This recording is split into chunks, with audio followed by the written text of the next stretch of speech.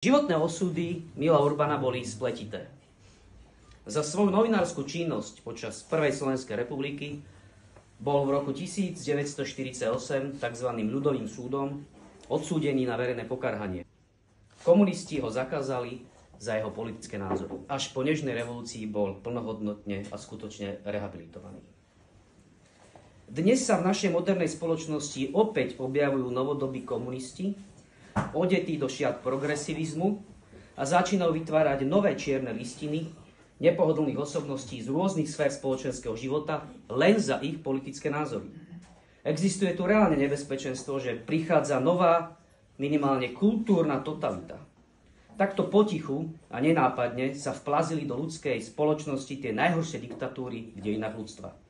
A takéto smerovanie treba zastaviť.